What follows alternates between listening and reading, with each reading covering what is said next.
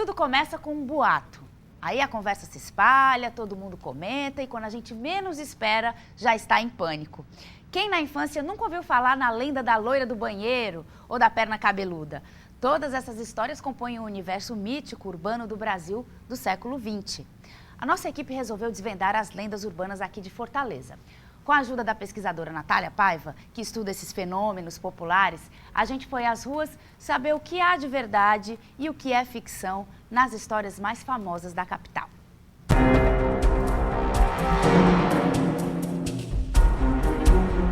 As lendas urbanas apavoram muita gente que nem sempre acredita que são apenas lendas.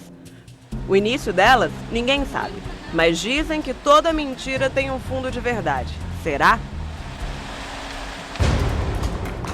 Eu acredito que a lenda urbana ela trabalha numa dupla determinação, uma factual e uma matriz literária, digamos assim. Eu acredito que ela trabalha tanto com a realidade material, entre aspas, como costumo chamar, ou seja, a violência urbana e uma série de questões que vão dar esse pano de fundo, ou esse fundo de verdade, como se chama, ou seja, há anseios reais, há questões reais. E essa matriz ancestral que se coloca, como, por exemplo, há certos temas que são retrabalhados ao longo dos séculos. Aqui no bairro José Walter, a lenda tem um bocado de verdade. Em meados da década de 80, um rapaz entrava nas casas e cortava os bumbuns das moças que dormiam. Esta dona de casa, que prefere não se identificar, lembra com clareza de quando o corta-bundas passou uma lâmina cortante no bumbum da filha dela. Quando ele tentou botar a faca nela assim, a gilete, se ela vier, enganchou e só cortou daqui, da volta do prato para cima, só a coxa. Então não pegou nem ponto, foi só aqueles pontozinhos mesmo no frotinho. Os homens da cidade ficavam de vigília. Segundo a dona de casa, muita gente perdeu o emprego na época para evitar que as jovens moças tivessem essa parte do corpo cortada. Porque não podia sair para trabalhar. Não saía. Nessa esquina ficava uma turma de jovens com pai de família, nessa esquina ficava outra, nessa outra e nessa outra. No outro quarteirão era tudo do mesmo jeito. À noite ninguém dormia. Para uma pessoa ir varrer o quintal, tinha que outro ficar no portão olhando. Este comerciante lembra das panelas que tinha que colocar na entrada da casa. Se o alumínio tilintasse, era certeza que o corta-bunda já estava bem perto. Não, naquela época, a gente estava todo mundo assustado, né, sobre os corta-bunda. A gente colocava nas portas, bacia, panela, aquele negócio, geladeira, uma coisa que ele não pudesse, que batesse, caísse, para poder assustar. Mas o corta-bundas foi pego e preso para o alívio dos moradores do José Walter.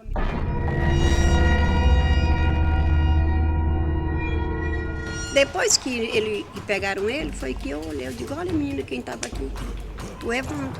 A gente conhecia ele.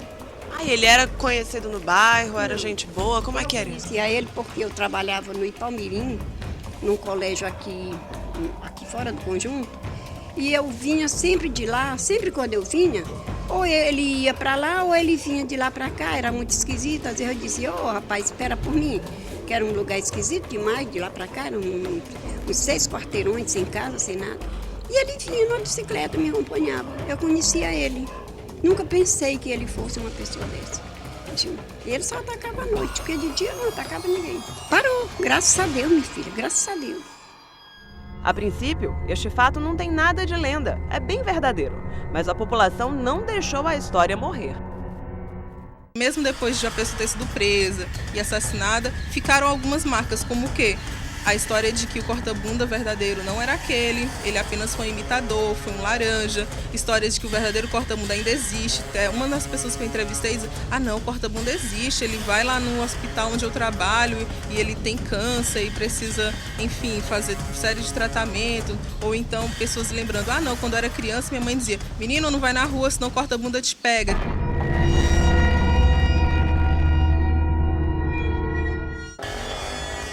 Outro bairro que convive com uma lenda das mais indigestas é a Barra do Ceará. Segundo relatos, o medo é de que uma Hilux preta sequestrasse as crianças para tirar os órgãos delas.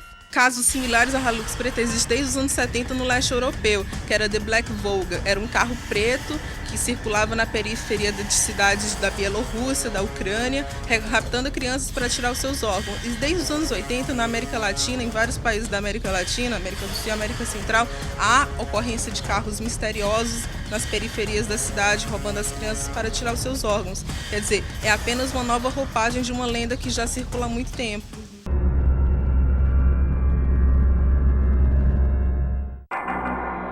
Mais um dos supostos lugares mais assombrados de Fortaleza é o Teatro José de Alencar.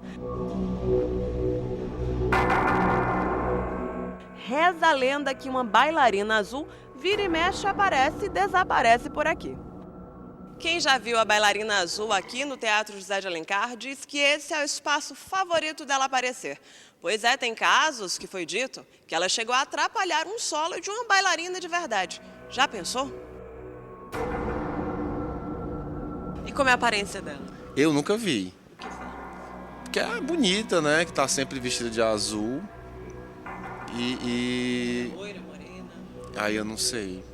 Não sei. Geralmente a pessoa quando vê fica nervosa e não fecha o olho, não vê os detalhes direito. Mas Magela diz que esses fenômenos no teatro não são nada de lenda. Ele afirma já ter visto, sim, coisas de outro mundo. Bem, um dia eu tinha que pedir para as pessoas desocuparem a sala, que já estava no horário. E eu me aproximei da sala e vi barulho de sapateado, de risada, de conversa. Abri a porta e não tinha ninguém. Tava só o silêncio e a escuridão da sala. Fora vulto também que a gente vê passando, né? E depois você segue porque acha que é um colega e vai ver não tem ninguém, a porta fechada. Você vê a pessoa entrando, você vai ver a porta fechada, não entrou ninguém lá. Essas coisinhas assim. Tem muitos irmãos aqui que eu peguei alguns. A diretora do teatro tem outra visão.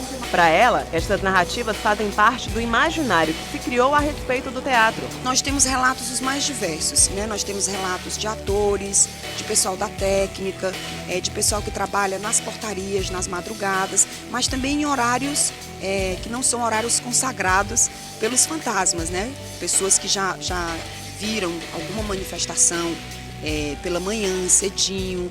Mas nem a Isabel nega que um dos vigias da noite não aguentou até o pôr do sol e pediu demissão. O que aconteceu naquela noite?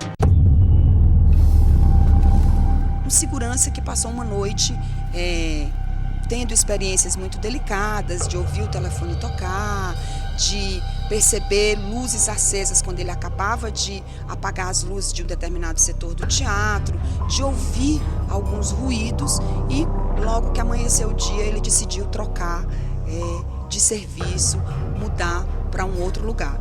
Existindo a bailarina azul e os outros fantasmas ou não, todo teatro que se preze tem que ter seus fantasmas, nem que seja para alegrar as noites de ensaio. Esse lugar tem sim que ter fantasma, né? Porque é o modo, talvez, que a gente tem de lidar com a morte, com o que a gente não sabe, com o que a gente não consegue suportar do modo como nos é colocado. Então, todo lugar muito vivo é impregnado de relatos, de histórias, de narrativas sobre morte, sobre fantasmas, sobre aparições e sobre visagens.